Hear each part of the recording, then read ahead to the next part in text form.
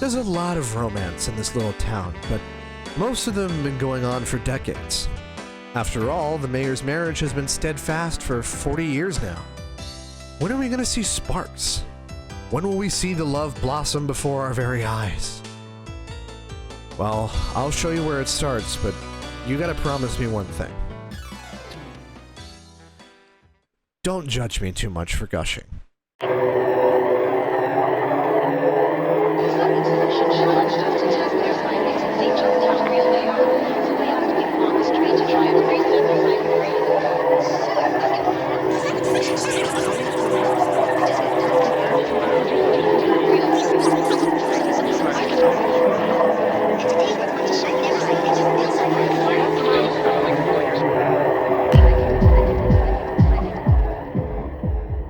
Mabel is the resident mystic of Cappytown. She often shows herself to be one of the more abrasive, harsh, determined, and stubborn of the Cappies, not one to shy away from speaking her mind. But that's when she gets serious. The thing they don't tell you a lot about Mabel is that she is a deeply unserious person. Much like Chief Bookham, most of her dub lines are a riff on her profession, always commenting on the predictability of whatever happens around her. But unlike Bookham, I'm much more willing to believe it's all a joke. As one of the smarter Cappies, she is much less susceptible to Dedede's antics, which, as I'm sure you can imagine, is one of the many reasons why she is frequently paired with Tiff, who sees her as a sort of secondary mentor. Her open hatred of Dedede is countered by the fact that Dedede's superstitious nature leads him to consult her services very frequently. And of course, she tells him things he doesn't want to hear, he doesn't heed her warnings, and pays the price for it. Every single time. Predictable. However, Mabel cannot predict the future. Of course, right? No one could. She jokes about it all the time, even when her predictions end up correct, but all of her predictions usually involve some outside force stepping in to make it happen. Fate works in coincidences. Her actual skill is therapy. Soft talk, advice, and guidance. Through her gossip rings, she acquires little details that help her know what to say beforehand. Though I imagine she must just say some random bullshit sometimes. She's gotta. At least once. To a nobody. To a non-believer. For fun.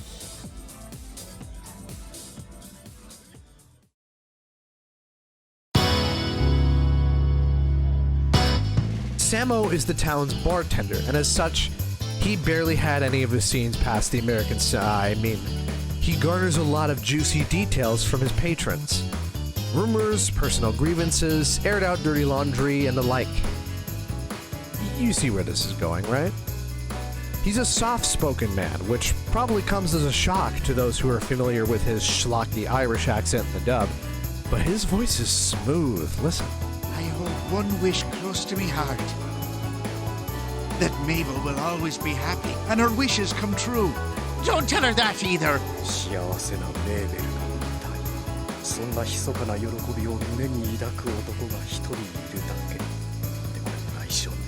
Oh, is it getting hot in here? I can't say that. Oh wait, I can't say that yet. In an inspired move, Samo funnels all of his acquired knowledge to Mabel to help her make more accurate predictions. Cute little business partnership you got there. Now how long until it gets severely unprofessional? As it stands, only 41 episodes. Yeah, as you'll come to find beyond this point, Samo develops a massive crush on Mabel. The kind of blinding crush that compels you to bribe kids with free soda so they'll commit felonies on your behalf for her. To try and defend her from quixotic freaks. Emphasis on try. To repeatedly take a pie in the face for her. And many, many, many more. And normally, this guy isn't a capital F freak. To everyone else, he's mild-mannered and tame. But the moment he comes within an inch of Mabel, he's a whole other man. He is the epitome of the white knight, hopeless romantic, gentleman loser type. Always acting out of line in the hopes of charming the woman of his dreams. It never ceases to be pathetic, which is not exactly a negative, but if that were his only trait, he'd hardly ever have any luck. He compounds this by being genuinely sweet, easily teasable, and a little bit of a cringe fail. I've got one. It's a light-hearted romantic comedy with a tragic ending. Sounds awful. A boy and girl fall in love, but they're driven apart. The heartbroken young lad leaves his hometown. Just then the girl realizes that she still loves the boy and runs after him. But his boat's already left the dock. Okay, a lot of a cringe fail. He's a coward. He gets super invested in shameful childish toys. And he's a decently competent trivia man. What is not to swoon for, genuinely? There's no relationship dynamic that I love more than an absolutely pathetic, cringy, cheesy man who can pull a girl way out of his league through charm alone. He may be insane, he may be overbearing, and he may be trying way too hard, but he's also literally nice. Can't say I blame Mabel, I would have done the same. And sure, that's all well and good, but most of that stuff came from either before or way after they were officially paired as a couple. Because that did happen. What was the inciting incident?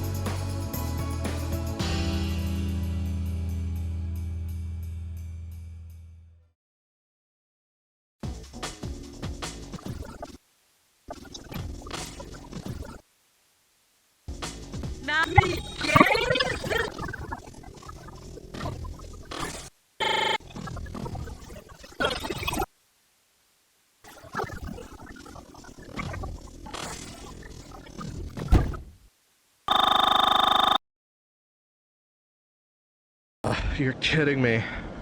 Storm's killing the signal. I really hope it won't get any worse. I'd hate to just cancel on everyone out of nowhere.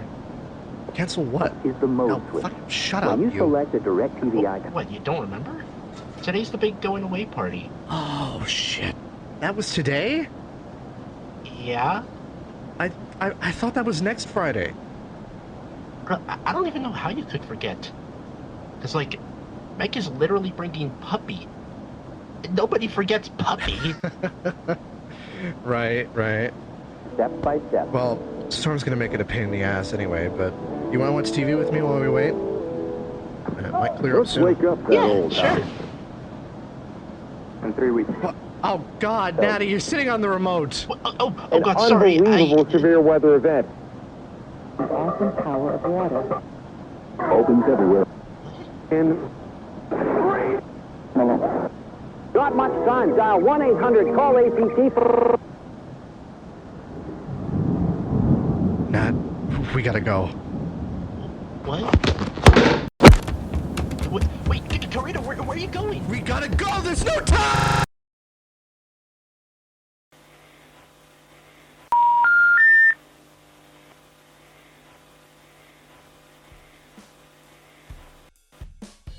You don't believe everyone you know, do you? Even if that person was hosting a new broadcast slot with the sole purpose of predicting the future of all their viewers? Even if all of their predictions started to come true for everyone? What then? Well, I'll tell you what I'd do. I'm not much of a superstitious gal, but I know I'd start to believe everything she predicts at some point. I can parade my skepticism all I want, but it'd get to a point where I believe I just can't deny it anymore. By this point, Samo has been sufficiently busted for recruiting the local troublemakers to help Mabel's televised predictions come true. Bless his heart, he thinks he's helping her, but just like everything else he does, it goes a little overboard. Now Mabel's got a line 2 miles long, a ton of people blindly following her every word, and eventually a spot in the ministry of Castle DDD. It's the inverse of her first big spotlight.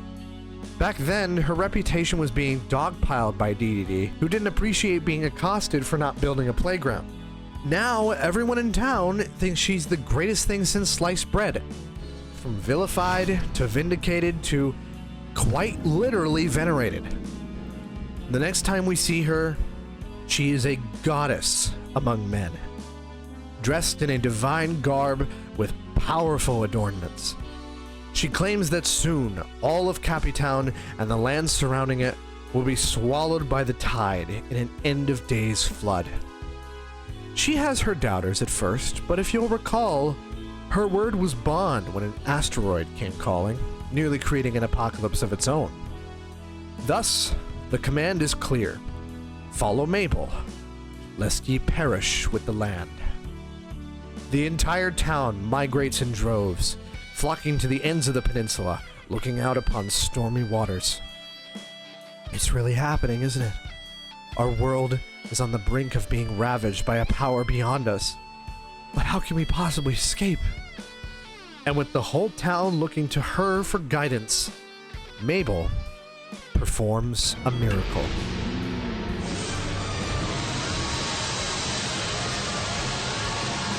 A deliberate biblical parallel, connecting her to the prophet Moses, parting the ocean so that her people may escape impending doom. If it were actually coming. No, this was no more than a trick, just like everything else. And Mabel rips the mask off, calling all of her neighbors idiots before throwing her staff into the sky, ending the miracle by revealing that Tornado Kirby was behind it all. Right! Maybe now you learn not to put your faith in such foolishness. I do not have a gift to see into the future, only to help people with their problems so that they may help themselves. I am just as Samo says.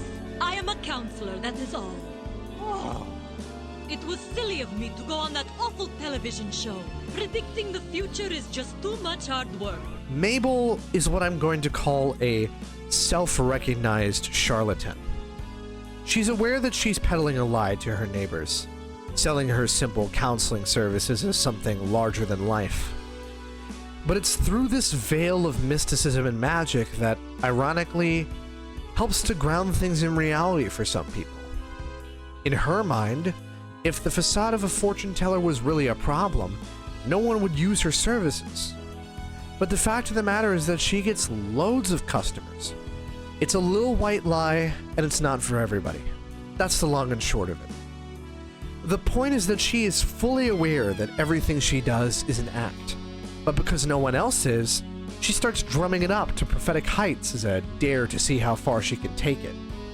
Her work is serious, but she is a deeply unserious person sometimes, and what good is it living in a world where you can't have any fun?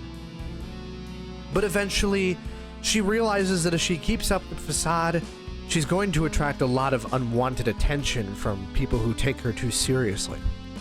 She is no god, she is no prophet, she cannot predict the future or bend the world to her will.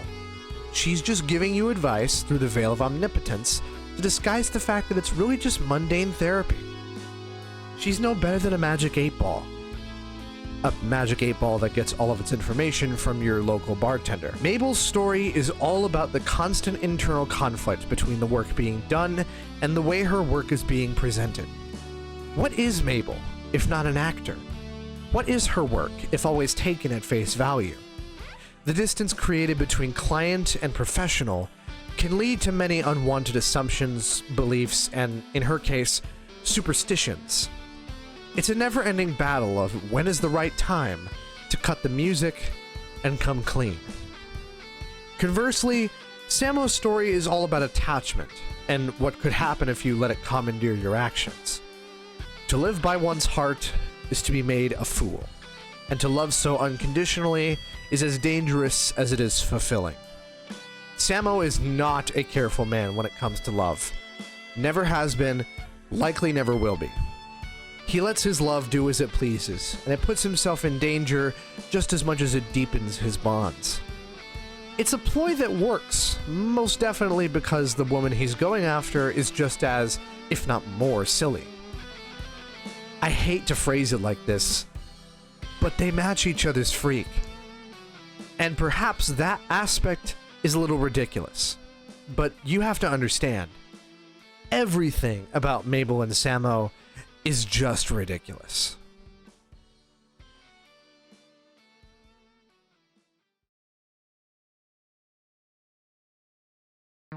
The last named Cappy on our list is perhaps the least offensive, but only because he's the only one who bothered to sit down and get educated. Professor Curio is a man of many hats. Researcher, conservator, archaeologist, quote-unquote museum curator, historian, paleontologist, the list goes on. Unfortunately, He is the only one who wears these hats because the other Cappies aren't very interested in his line of work. Can't imagine why. We often hear from him in expository contexts, with him being our guide to ninja techniques, pirate legends, Waddle Dee behavior, and the mythical Dynablade. He spent years of his life uncovering the history of Dreamland, Cappy Town, and the surrounding areas. Considering the sheer quantity of objects that can be found in his home and the many excavation sites that we bear witness to, it's safe to say that his efforts have been very fruitful. He's practically overflowing with archaic pottery. And yet, as the earlier quotations surmise, he thinks of his combo home and workplace as not a museum, but a simple antique shop, partly because of its small size and lack of general funding. He runs it all on his lonesome, taking care of every item inside of it, which includes the nearly constant repairs that he has to deal with on account of his running gag. This is actually a very delicate piece.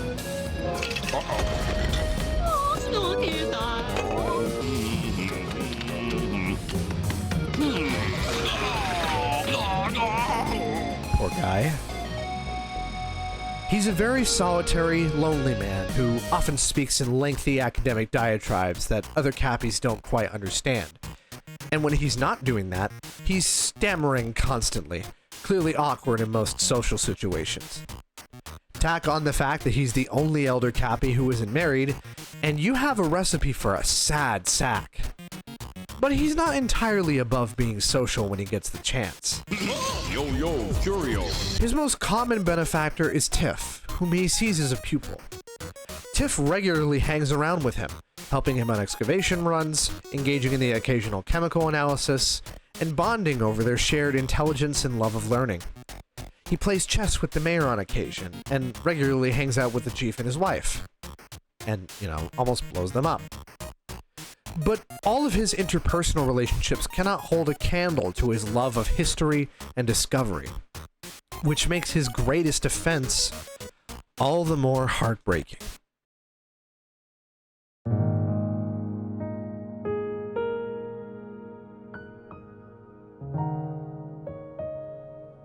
I've left Curio for last for a good reason, because he was the first of the bunch. All the way back in episode 8. Over the course of the episode, various ancient artifacts are uncovered around Dreamland that point not to an ancient Cappy civilization, but to a sovereign penguin descendant. Not unlike our current monarch here. Tabloids, paraphernalia, and even an intact sarcophagus with preserved remains still kept inside.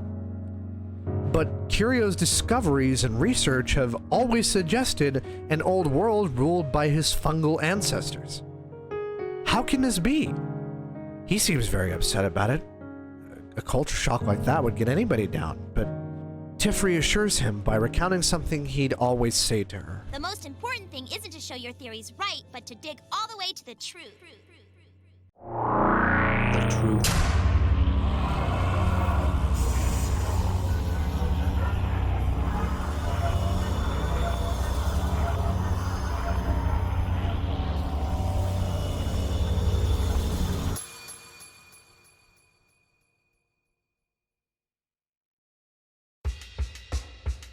This tiny rock. It's more of a red flag than you'd think. Look at it. Sharp, but not jagged. Refined, but recognizable as something common at dig sites. In fact, we did dig up one at the very beginning of the episode. It was featured very prominently in Curio's hands, described as a tool used by ancient Cappies. Most people wouldn't think much of it. To me, it looks like an old arrowhead, which was made using a technique called flint knapping. At its core, the process involves breaking open a rock, usually rocks like flint and obsidian that are naturally quite brittle, and then hitting the edges of that rock with a striking tool, which can be another rock, a piece of very hard wood, or a hammer. This creates smaller flakes of rock from the initial core, which are then shaped with a much finer knapping tool, progressively chipping away at the material to eventually create a sharp edge. However, as you can see, this process results in very rough surfaces, often ribbed in a way that makes it clear how the flint was struck. This rock has no such markings, not even subtle serration on the fine edges. But this isn't a catch-all. After all, some rocks are naturally pointy and were smoothed by natural erosion, with no manual labor required. Additionally, it's entirely possible the animation team could have been a bit lazy and not drawn the stone with such a detailed, sharp edge to save time. Even still, when we first see this rock in Curio's hands, it clearly looks much more natural, pointy and smooth, but still not perfectly round or flat on one plane. This rock and the rock Curio gives Tiff later on are not the same rock. It's too perfect. Perfect in a souvenir sense, made cheaply, without attention to detail, or, in the case that this is a real rock, given out as a look-alike. Not the real thing. And I'm willing to bet this is what Tiff noticed too, which is why she neglects her dinner and goes after Curio.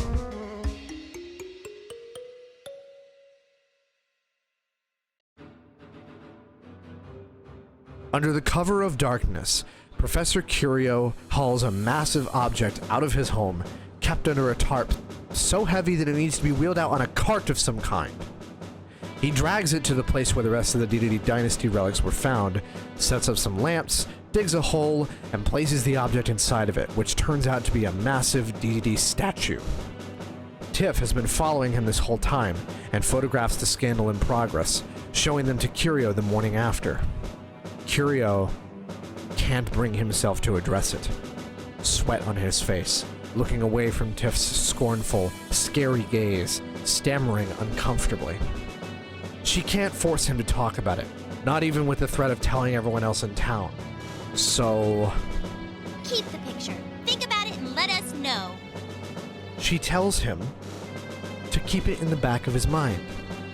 That she knows what he's doing is wrong. That she's not going to let him get away with this. Unless she ends up captured. But even with that extra cushion, one look at Curio's hand tells us that it's working. Curio begins to give a rehearsed speech to his fellow Cappies, despite his conscience still weighing on him. And like a delicate vase, the cracks get bigger and bigger until the whole thing shatters. Curio admits that every single DDD artifact was a forgery, created and buried by himself. And after a failed attempt at being accosted, he explains why. This whole deception started because business at my antique shop was bad. My life savings were spent on my research into Cappy history. I was destitute. I asked the king for help, and he said he would fund my research if I created artifacts that would make it look like his ancestors were Cappy Town's legitimate rulers. It can't be! Even I can't believe what I did. But here is the proof. It's a deal accepted through weakness and desperation, furthered by cowardice. It's a position that claims many people, willing but never eager to do something awful just to get by. It's clear he's not fond of what he's done, but he's scared to come clean. Not without some help from his star pupil and a guilty conscience. This story paints Curio as a curious case among his peers. He is the first and one of the only Cappies to have ever done something dastardly with any amount of willingness behind it. Every other time the Cappies act evil, it's always because they aren't aware of what they're doing, or aren't actually involved and are allowing it to continue through their inaction. But Curio is directly responsible for this deed, knows what he did, and is planning to continue as long as DDD keeps up his end of the bargain. Compare this to his second most noteworthy appearance, Mummy's Madness, where he is possessed for basically the entire episode. And after being snapped out of it, tries his best to seal Mummies away again. He makes it all frustrating by continuing to anxiously dodge any attempt to publicly hold him accountable, but this time he has no control, no motive, no stake in the pot. Perhaps this trait is indicative of his more mature and smart standing. For him to participate in a scheme must mean something pretty big is happening, something he is more than likely aware of. And yet, His will is weak. He doesn't have what it takes to be bold about his actions, or even to address them at all. He has no true evil in him. He has no confidence in the justice of what he's done. And for as long as it continues without recourse, he will still fuss and fret over it all. And in the end, not only does he expose the king for being the subordinative despot he is, he also aids in the fight against the deity stone, a valiant effort from a man no one would expect to tip his bone brush in the ring.